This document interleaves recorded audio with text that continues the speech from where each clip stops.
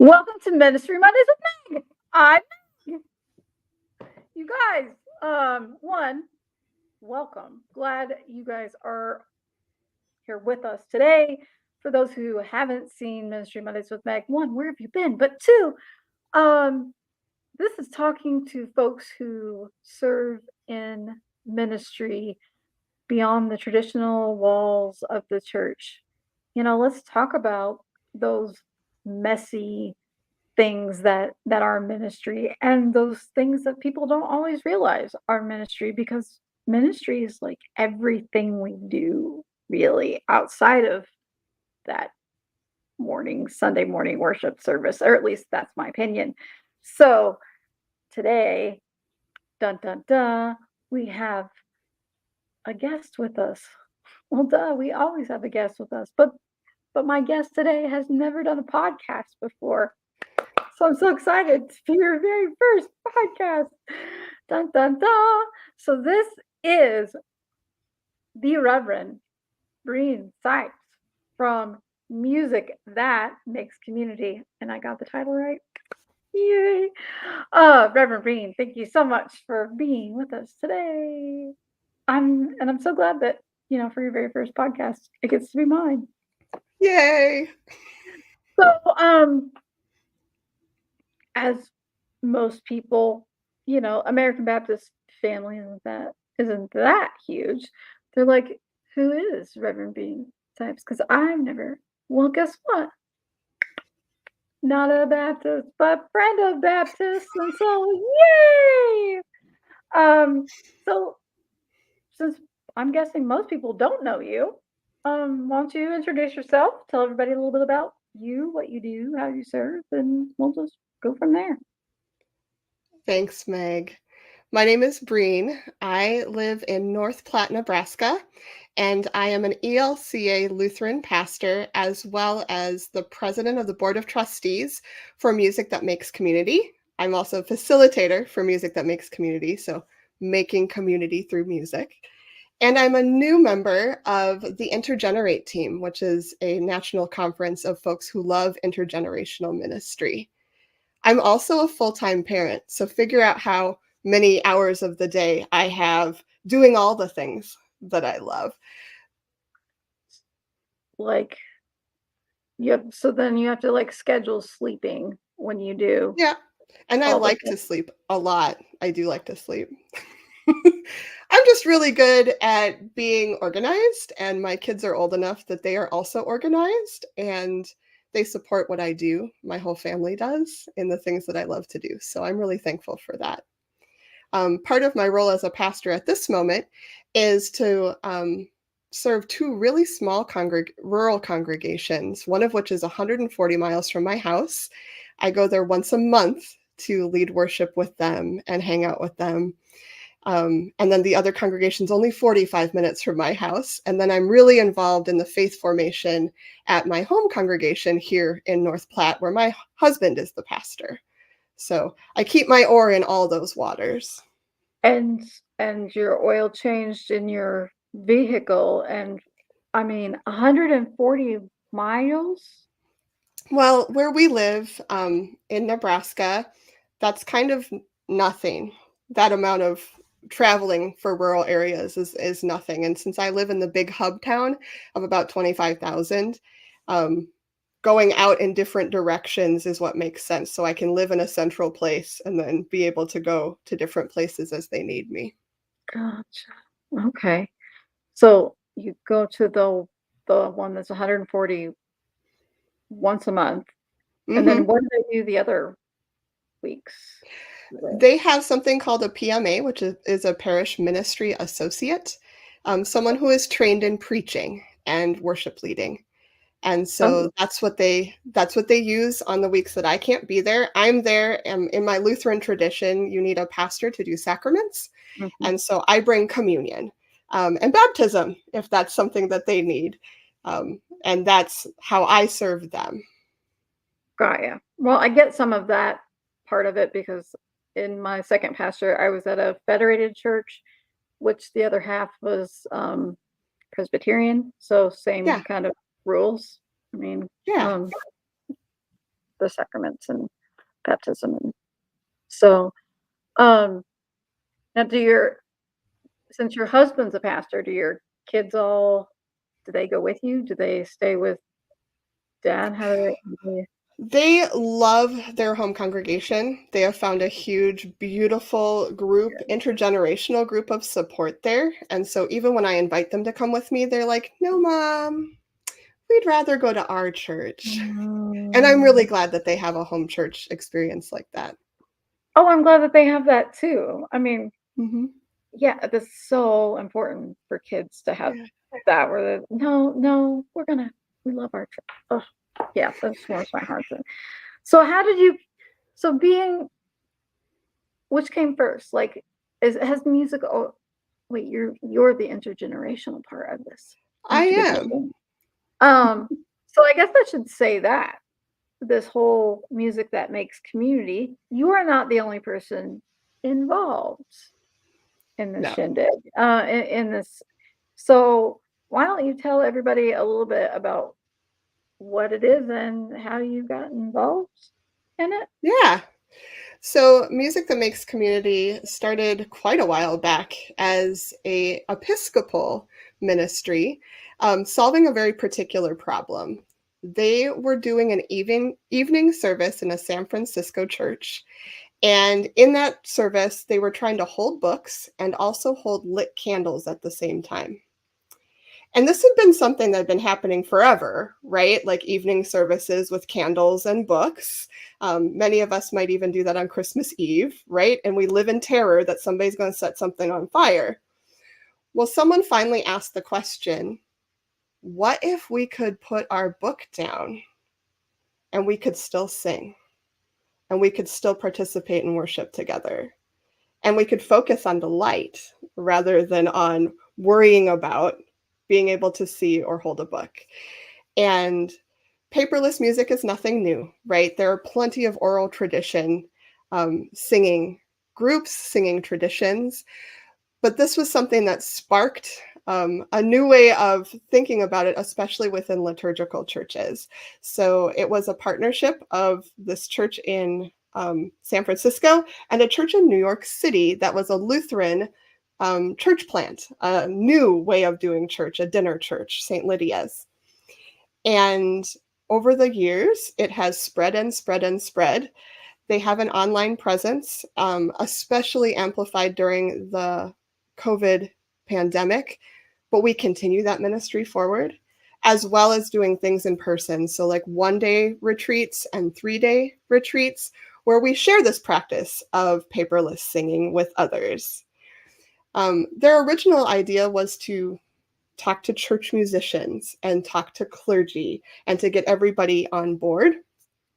I came to Music That Makes Community because I was serving 3 small churches as a full-time minister, and we had limited access to organists and pianists, people who would even come to accompany us. And worship bands were not an option in any of these 3 churches. And I was thinking, how can I help all of these folks that I love so much to sing? And maybe to sing unaccompanied and not have to worry about an organ or a piano or a worship band or a ukulele or whatever else we have. So I went searching on the internet. I found them on YouTube. And I was so excited to hear. Can I sing a song to you? Is that okay? Go for it. Yeah. So I heard my now friend Emily Scott sing, God welcomes all, strangers and friends. God's love is strong and it never ends. And I was like, oh my gosh, my people can totally do that. They can do that. So I brought that song to them and they got really excited and they started singing as loud as I could sing. And the children joined in. And the folks who couldn't read the tiny little print in the Lutheran Book of Worship anymore could join in. And they started asking me for more songs. Yeah. This is great. Yeah. So then I found out that they were going to have Music That Makes Community was going to have a 3-day workshop in Minneapolis, Minnesota. And my family lives in Minnesota, which means free childcare. So I Yeah, it said, does. I'm going to drive to Minnesota. I'm going to take all of my kids, and they're going to stay with grandma and grandpa. And I'm going to stay with my best friend at my best friend's house. And I'm going to just throw myself in the deep end and find out what this is about. So that was May of 2019 was the first time I did anything in person with Music That Makes Community. I came back so excited. I had always been a pocket song singer, creator. Pocket song to me is something that's short enough that it just goes with you all the time. It might just be 1 or 2 lines. It could be religious. It could be to get a little bit earthy about changing a diaper. It's those little songs that you have that get you through life. And by the time I had driven home from Minnesota, I had written a brand new liturgy to use with my vacation Bible school that we continued to use for several years through the summer when people weren't there all the time, but everyone could participate. So that's how I got started. And then I really became a leader and invested in the work as a leader during the pandemic. Okay. Okay. And now, do you guys have like a weekly service or I mean, like, I guess, is there a whole great big group of you that meet? How does all this work? So it is an interconnected network, would be how I'd say it. There are congregations who use Music That Makes Communities practice of paperless singing all over the United States in all sorts of different denominations. I said we started Episcopal Lutheran, but we are everywhere now. We love to make as many friends across denominations as we can. And we do, in fact, have some friends in multi faith circles as well, because there's a lot of things we can do to cross-pollinate that way. We do have a almost weekly singing circle that meets online called Monday Morning Grounding. And me and Nancy Wilbanks are 2 of the conveners of that, and we share leadership with a whole bunch of different folks. And that's the ministry that got started during the pandemic when we were trying to figure out how to sing. And Music That Makes Community, rather than going, we don't know how, we'll see you on the other side, decided to spend a lot of time and effort figuring out how to break Zoom, how to sing together, how to harmonize together, how to teach singing and to include multiple voices. And I will say Zoom has gotten better and better and better at that. We also all bought better microphones, better cameras, better operating systems. And when things were so incredibly isolated, that was really my touchstone. That was the place I could go to meet people of faith and sing and not worry about what was going to happen in the next 20 minutes, but just know that it would be a safe space that we would make community and be held together. That's only one of the things we do, though. There are practice groups that meet usually monthly or maybe even twice a month all over the United States. I know there's a really active one in Chicago and also in Albuquerque, New Mexico, as well as our executive director, Connie Borkart, leads Heart Songs, which is an online and then sometimes in person in Minnesota song circle as well. Okay. And you said that your part of it is the intergenerational part, Yes. right? So Yes. what does that look like? I have been a pastor for almost 20 years, and I've been working in intergenerational ministry for probably 18 of those years. I really hadn't heard about that when I was growing up in a large congregation. I hadn't heard about it when I did my internship in another large congregation. Everybody had programming for themselves. Everyone had age group, and they had plenty of stuff to do. I mean, you could be there every day of the week with your age group peers and have something to do. And so I landed as a solo pastor in a fairly large congregation with all different age groups. which did even have Sunday school where they had enough to have several classes of Sunday school and all of that. But I attended a workshop, and Linda Stotts, who is an ELCA lay person involved in faith formation, led a workshop called Cross-Generational Faith Formation. And I thought to myself, what in the world is that? But I love to teach. I love Christian education and faith formation. And so I went to her workshop, and she was like, what if the church was a place where all generations got together and not only sat in the same room together, but actually interacted with one another and learned from the wisdom of each other? And I thought, that would be amazing. Especially as we think about this society where people move a lot and people don't live necessarily in the town that they were born in. So grandma and grandpa might not be sitting in the pew with you, right? You might not have every generation of your family in your church. And as that continues to happen, we have older folks who are grandparents, but don't get to see their grandkids. We have kids like mine, because we don't live nearby grandparents, who don't have grandparents, but would really love to have some. And then thinking too about when I was newly married, which was like 6 months before I became a pastor, how awesome it was to sit with older women who had been married for 50 plus years and hear how it was that their marriages were still happening 50 years later. And as I began to think of that, I started a intergenerational Sunday school during the summer where we connected all generations. We had a situation come up where our altar guild, which are the people who prepare everything for worship, were tired out. There was too much to do and not enough time to do it. And they were starting to feel pretty crabby about something that they really loved.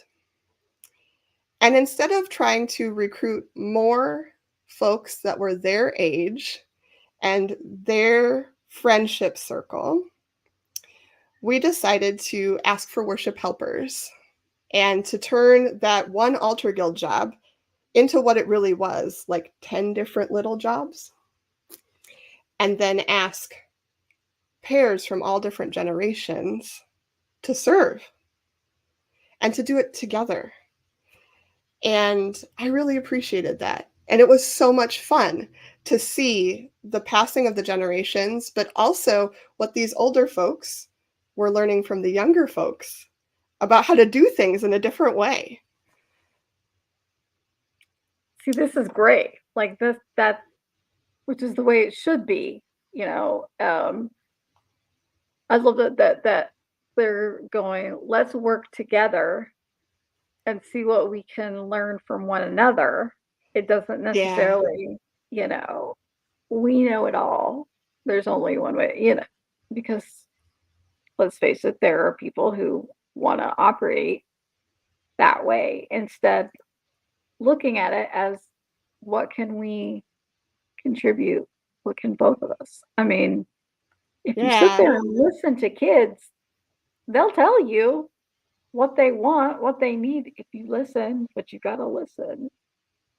Yeah. How cool that they were willing to do that.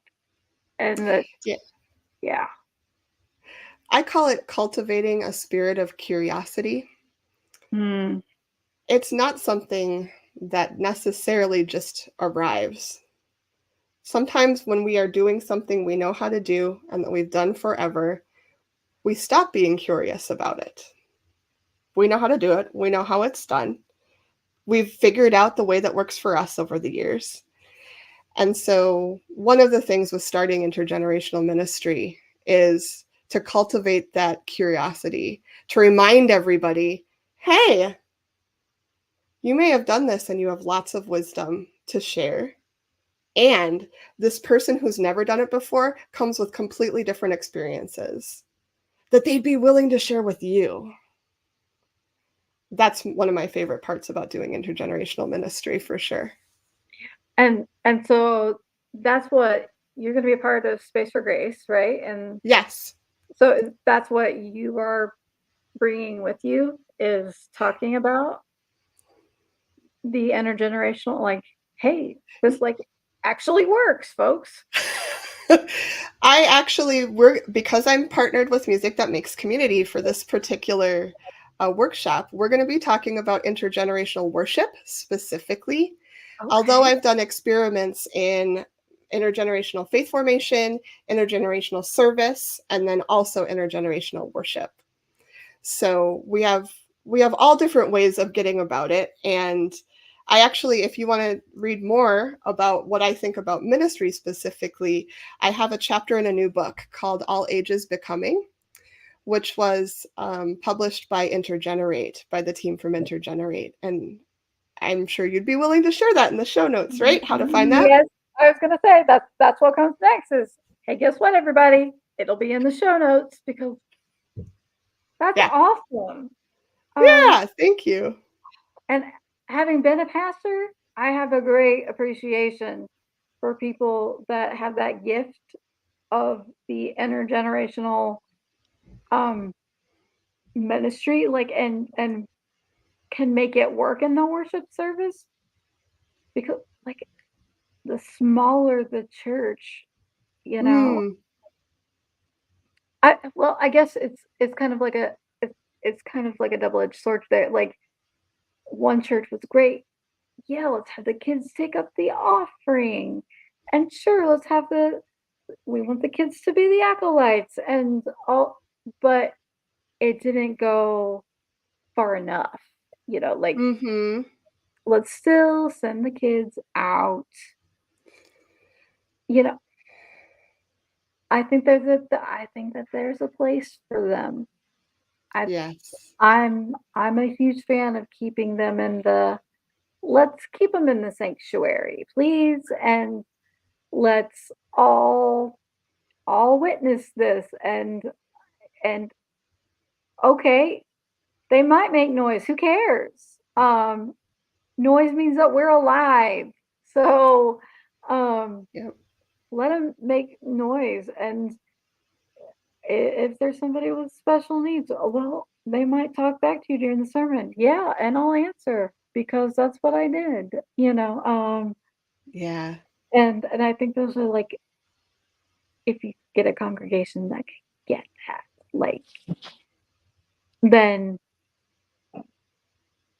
it's such a gift. It's such a gift. So I look forward actually to reading the chapter Thank in you. your book. You want to give them the title again? And All Ages Becoming, and it's edited by Valerie Grissom. okay, folks, you heard that again in the show notes so that you can go and purchase books wherever you purchase books. But I'm sure if you purchase it before Space for Grace and you want to bring to sign it, you could bring it with I you. will practice signing my name beautifully I just for that. mean, like, yeah, like one day I think I want to write a book just for that reason, just so I can like scribble, maybe Right? I don't. See that, I feel like I wish I would have known you when I was still serving as pastor, because like then, like, pick your brain on all of those things like you wish that you would have done, or sometimes when you just go, hey, I'm the pastor. This isn't my idea. This is somebody's idea, somebody else's idea. And they're more willing to go Yeah. along with it, because you know how congregations can be. But Yeah. so, um, does your husband's congregation, is it more of a traditional congregation, or do they use that? We have our own styles of ministry. Like probably the question we get asked the most as a clergy couple is who writes the sermon, and that's not a fair question. We have very different styles, but very compatible theologies. And Do they not know that you write your own sermons? Do they not know how that works? yeah, I mean, yeah, like yeah, I get asked that a lot. Yeah, yeah. we write our But own. I will say, so because they have me as a resource, my husband is not afraid to use me as a resource.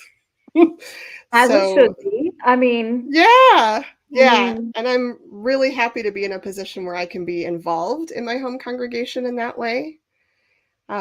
We have an intergenerational Sunday school at this church, Mhm. and it's because there are 12 kids, and there are lots of adults who are really excited that these kids are coming for Sunday school, for Sunday faith formation.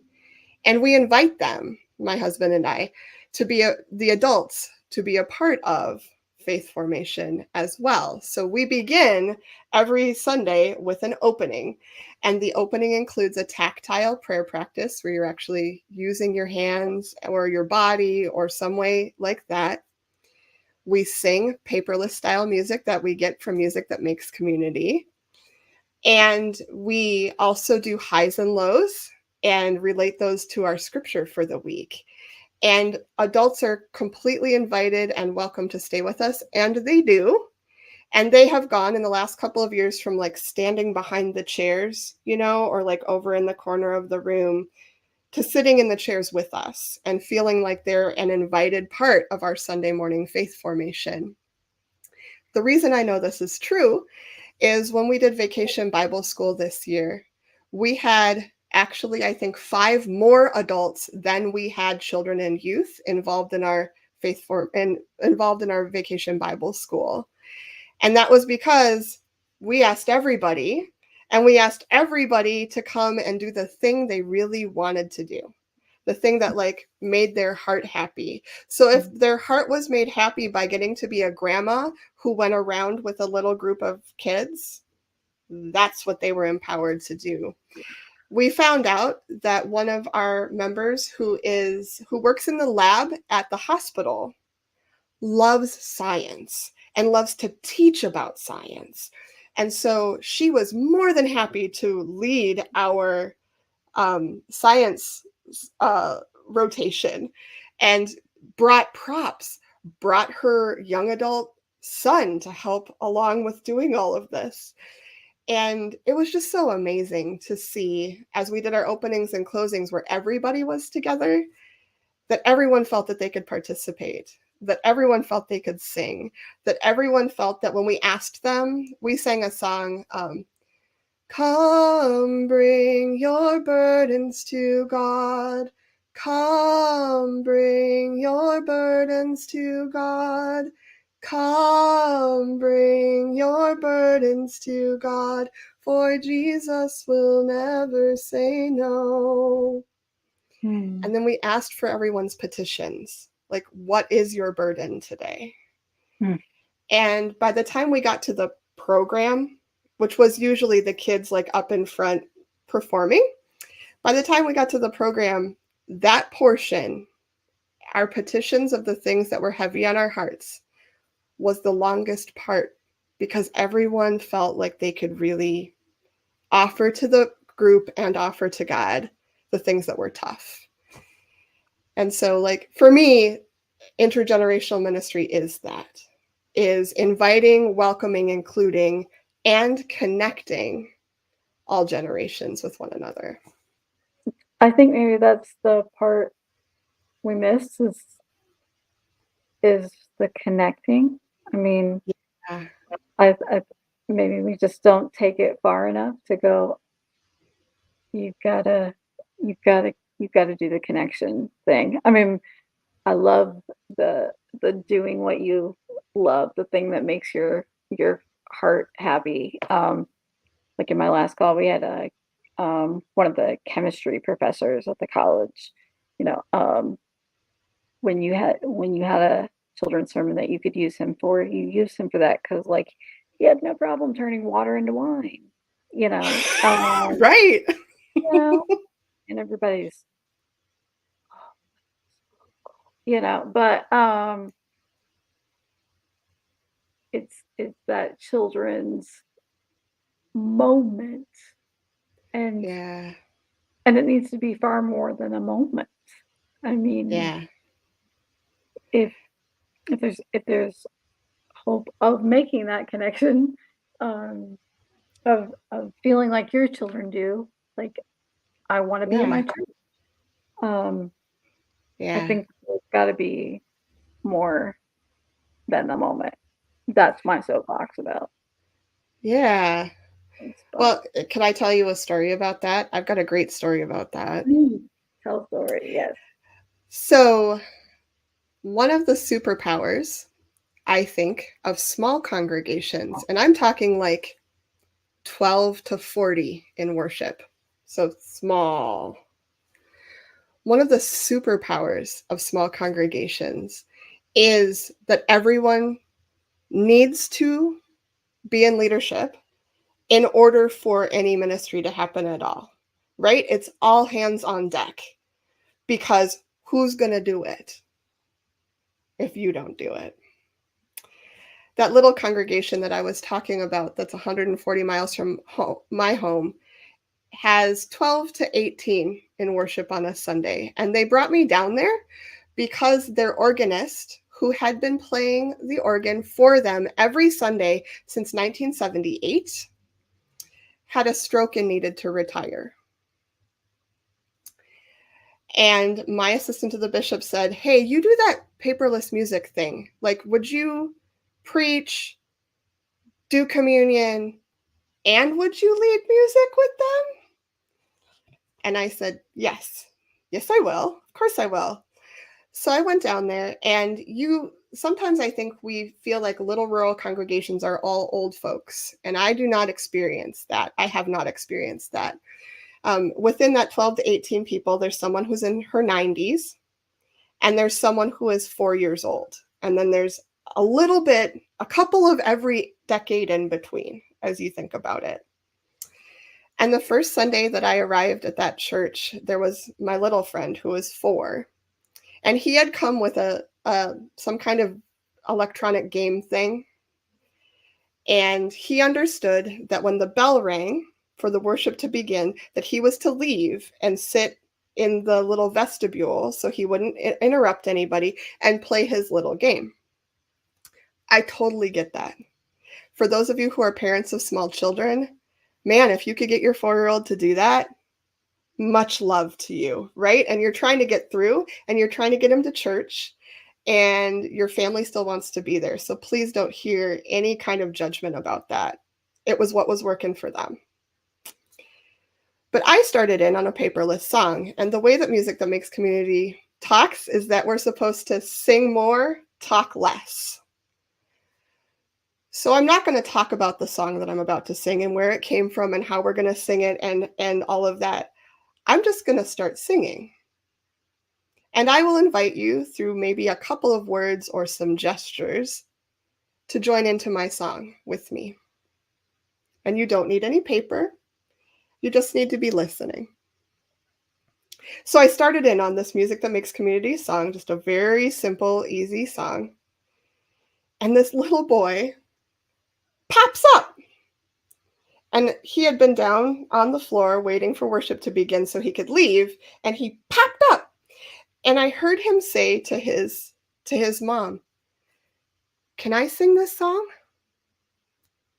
And his mom went, "Yes, yes, you can sing this song."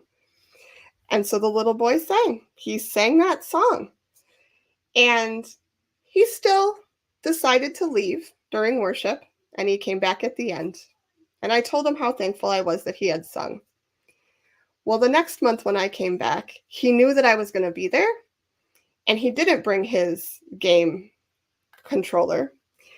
And again, he's 4, so he doesn't know how to read yet, or he's learning. But at the time he was 4, he asked his grandparents to have their fingers in the book so that he could follow along for all the prayers and for the creed and for all of those things. And his grandparents diligently showed him exactly where we were. And as I looked at who was leading worship in this congregation, because one of my big things is expanded leadership, like how many people can we get involved in making worship happen? We had someone who rings the bell. two people who always light the candles together, who happen to be an intergenerational pair of folks. So one who's older and one who's younger. We have someone who serves communion, someone who reads, someone who helps to take the offering. And as you look at this community, it's an intergenerational community where every single one of them has a job to do that's really important. And everyone appreciates the work of everyone else, because without them, it wouldn't be happening. So that's the reason I persist in intergenerational worship, because I think those kind of interactions and that kind of support in our faith is worth it. It is worth the work it takes to get all of those pieces and parts going. Oh, what a great story. I mean, I love the whole thing, you know, from not even bringing my Game Boy, my game to, you know, moving your fingers along so that I love it. I love it. I mean, that's the way it Yeah. should be. That's the way that's a story that just makes you smile all the way around. Like Yeah. this little guy at 4 gets Yeah. it. Like this is Yeah. so what have you learned? Have you learned, has there been any big like aha? I mean, that had to be a huge aha moment. I mean, it was at least it would have been for me. Like, but have you had like something that you've learned that along the way that have just I would have never thought of that kind of moment? I think for me, I approach all of these things as experiments. And I found that that's actually a really low threshold way to start something new, or to at least try something new. And when we enter into anything with the attitude of experiment, and I mean it like in the I have a hypothesis, I have a plan of how to figure out if that hypothesis is true. I'm going to make an experiment and then afterwards evaluate what that experiment has done and how we might tweak or change it as we go forward. Or whether we're like, yeah, what we learned is that isn't working. Let's try a different experiment. So first of all, using that lens when I'm working on intergenerational things, it helps to lower the bar. I do workshops on intergenerational worship all over the place. And what is always interesting to me, and will be a part of the workshop for Space for Grace, is we begin with a pop-up worship experience. So all these people I've never met before are going to show up, and together we're going to make worship happen. I'm going to invite as many people into leadership as wish to lead. Some of them will be speaking parts. Some of them will be silent parts, like lighting candles or ringing a bell or doing motions. You can see I talk with my hands a lot. So maybe doing motions to help people understand what it is that we're saying. And my experience with that is everyone walks into my workshop space with their shoulders up like this, really nervous about what's going to happen next because they've never been here before and they don't know me and we've never done worship before together. And then I invite them into leadership and they get this job that they're not sure if they're qualified to do. And then the bell ringers ring the bell and the candle lighters light the candle. And as a main worship leader, I watch everybody's shoulders go down and back. Like, oh, they did their job and it was beautiful and God showed up. And whatever happens from here is clearly worship, right? So helping to lower those barriers, to not expect perfection, in fact, to expect messiness, because I think the best things I've ever learned from God have not been one thing after the other in a straight line. It's always been in the messy middle somewhere. And then practicing that grace for ourselves and for one another, that we're not perfect and yet God receives our worship. And God loves us.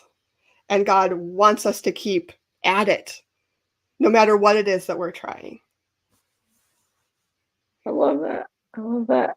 And yeah, I can, it's not hard to visualize that whole, how people, they come in like that, or they're standing there with their, you know, um, Yeah, right? and I don't know, the part of it is just like, if that's your posture, why are you there in the first place? But that's a big issue. But I love that you have that ability, that God-given ability, help people go,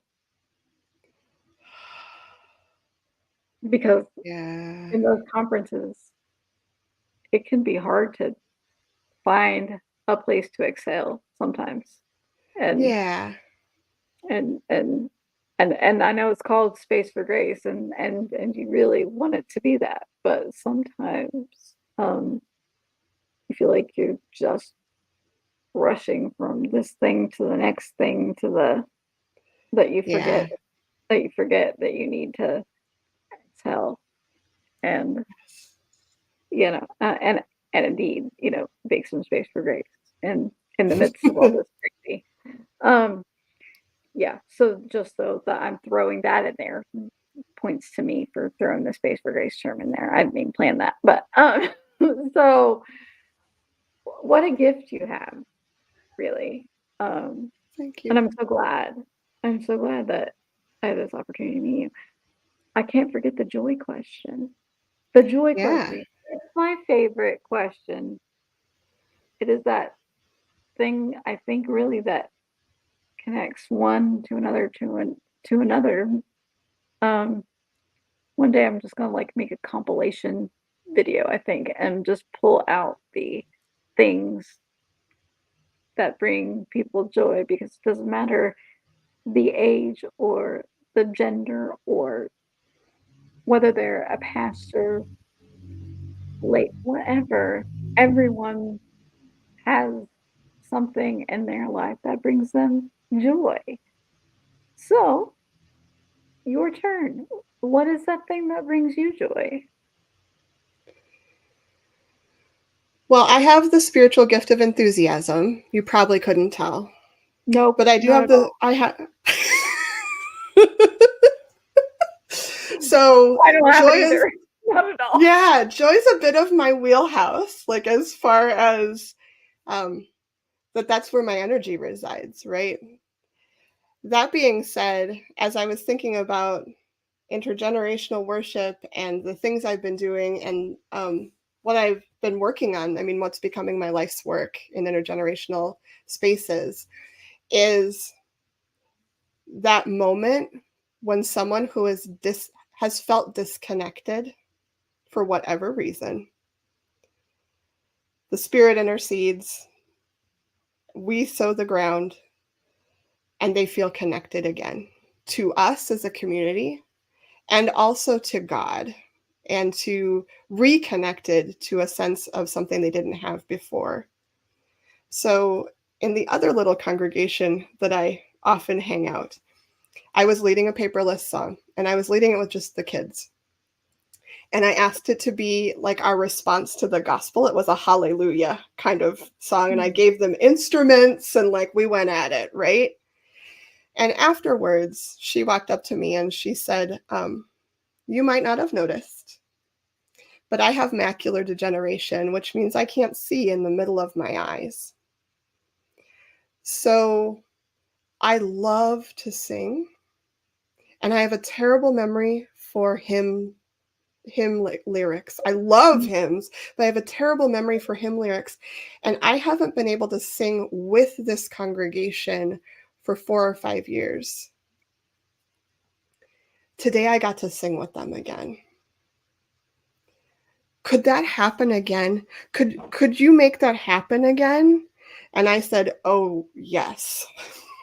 Every time I come, every time I come, we're going to make sure there's a song for you. And that's why I do this. That's what gives me the joy to continue and to persist. Oh my gosh. How could that not? How could right? that not? That's beautiful. Yeah. Cause like that little boy, I mean, the Mhm. stories, I'm like, there you go, cherry on top of, on the top of the sundae, right there, that little guy. And then you go and do that one. And that's just like, I don't even know. I don't even know. Maybe that's the second cherry. I don't know. But it's like, Ooh, I'll see the cherries. I don't whatever.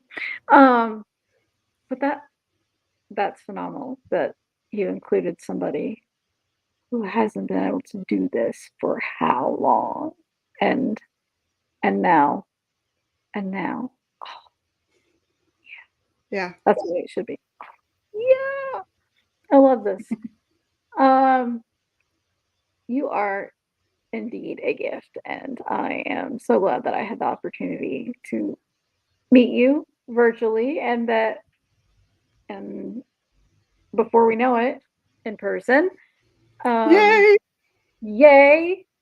And folks, if you are not registered for Space for Grace, I'm giving you yet another reason right here to register.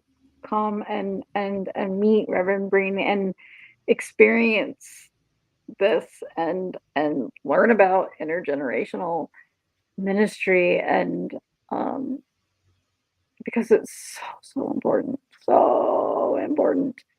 um i I will put the links to the music that makes community, the links to the book, the links to register for Space for Grace. If we come up with anything else that we want to put in links, we'll just throw those in there for fun. I mean, you never know.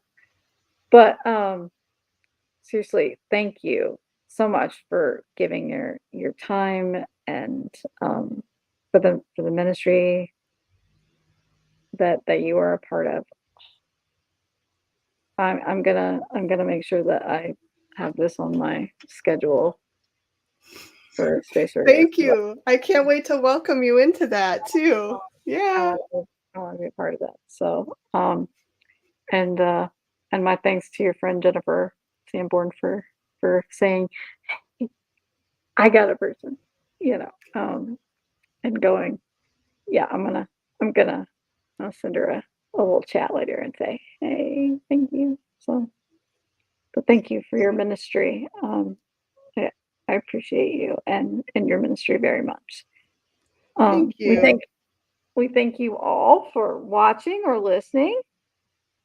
You know where we're at. Ministry Mondays with Meg. You can Google us and find us anywhere like Apple and Spotify and YouTube, all the places. But you got to put the with Meg in there because apparently other people have Ministry Monday things. Whatever. They're probably not as interesting as we are. Maybe they are, but they don't have Reverend Bean on their show. So there, because remember her first podcast. You heard it here. It's all here. Okay. All right. So we thank you all for being a part of this and